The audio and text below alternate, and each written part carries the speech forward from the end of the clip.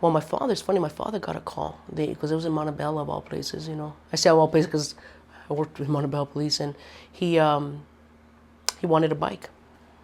He asked the kid to give him his bike, and the fact that he said no and he pushed him, took the bike, what is that, robbery? And that was his first. And my father got the call because I guess, I don't know if they knew, I don't know what happened exactly, but they called my dad. Well, everyone knew Richard. You know, you figure he was born there, if you want to say.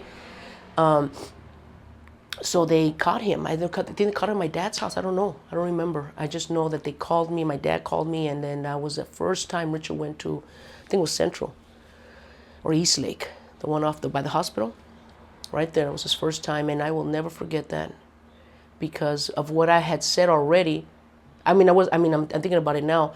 I became like a hermit for that week, and I remember just knowing about it and just to go visit. I didn't want to talk to anybody. I was just in my house. I don't know what I was thinking. I just didn't want to talk to anyone. But I remember seeing Richard when I went across him, and he looked at me. That was his first time. And he looks at me, and of course he sees Mom. We both, you know, and that emotion. And he yells, "Mom, please don't cry.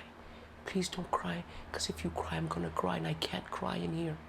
Oh my God. I don't know if I was going like this or what, trying to, so I would not cry. But I could see the fear in my son's face, you know, just like, don't make me cry, because he's going to cry in there. He didn't want to cry. So I didn't. And then, of course, I cried after. That was his first arrest. Yeah, 12, it was already, the summer of 12, I was already making that transition. And then 13, it was just like, it was full blown, like, this is what we're gonna do, like. And I caught my first case for what was it for? It was for stealing a wallet at Sears in Montebello. Yeah, and the security beat me up. Fools beat me up. They didn't beat me up, but like they broke my nose or something. But yeah, and got a petty theft. And after that, it was on every year, in and out.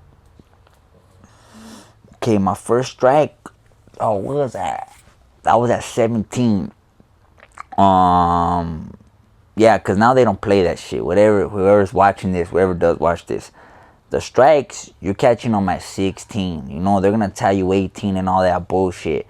But at 16, if you commit a felony, and I've been with plenty of homies, I was fighting 3 strikes. When I went up for my last time in prison, I was fighting 3 strikes.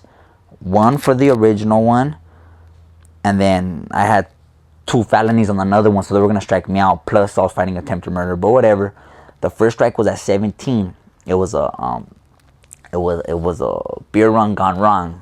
That's what it was. It was a beer run gone wrong. I was in Hacienda Heights, and I was all loaded, and I put a tequila bottle in my pants, and I walked out. But I used to do this all the time, but I was drunk this time, so that shit doesn't work out like I planned, you know.